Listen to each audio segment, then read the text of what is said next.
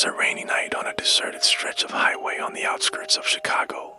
Kind of night where the streetlights flicker and the shadows seem to move on their own. Rain hit the asphalt in a relentless rhythm, each drop echoing in the emptiness, making the road feel longer, darker, and somehow alive. Drivers would later tell investigators they felt a presence watching them from the darkness.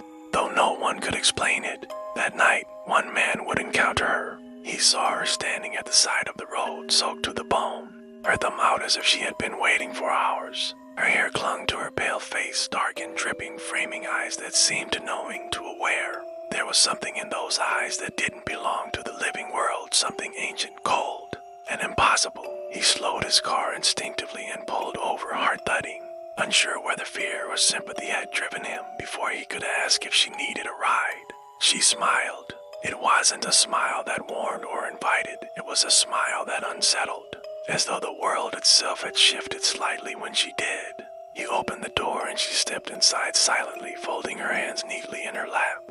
Her presence filled the car in a way he couldn't describe, a weight pressing down on him, as though every shadow inside the vehicle had come alive. He tried to speak, asked where she wanted to go, and she whispered an address, one that seemed almost unreal. Elmwood Drive, number 112. He nodded, gripping the wheel tighter, and started driving. The rain continued to hammer against the windshield, but it no longer sounded like rain. It sounded like a warning. The drive was quiet.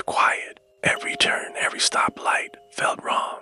The air in the car was colder than it should have been, and he could feel the temperature drop with each passing mile. She didn't speak, and the silence became unbearable.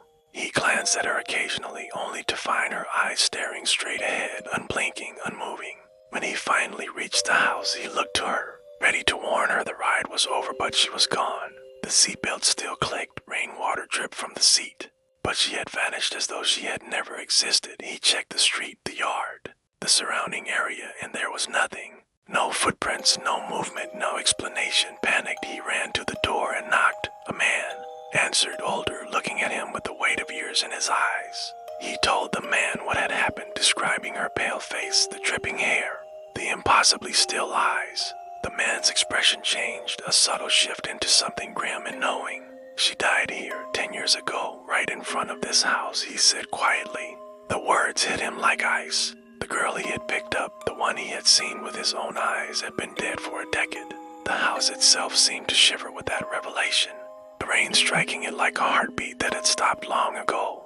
Police never opened an official investigation. Records were scarce. The house was gone now, replaced by a newer structure, and neighbors insisted no young woman had ever lived there in recent memory. Urban legend experts suggest it might be a shared hallucination, a product of collective fear, or perhaps a lingering memory of the place itself. Others argue she is a restless spirit, trapped between worlds, appearing only to the lone, the curious, or the unsuspecting traveler. Months later, the man saw her again.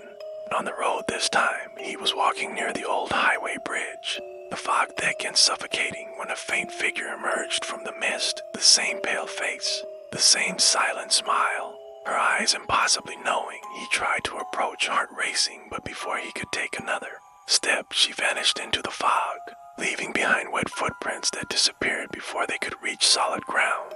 He never walked that bridge again. The vanishing hitchhiker is still out there. She waits on quiet roads, in empty streets, on foggy nights, sometimes appearing only to those who are alone. Some see her, some do not. The encounters are brief, inexplicable, and unforgettable. While some dismiss her as legend, the truth lingers in the shadows where the rain falls hard and the highway stretches endlessly. Next time you drive alone at night, remember the stories, the warnings, and the eyes that might be watching you from the roadside, waiting to vanish without a trace. Some legends are not just stories, they are real, and some roads are better left untraveled.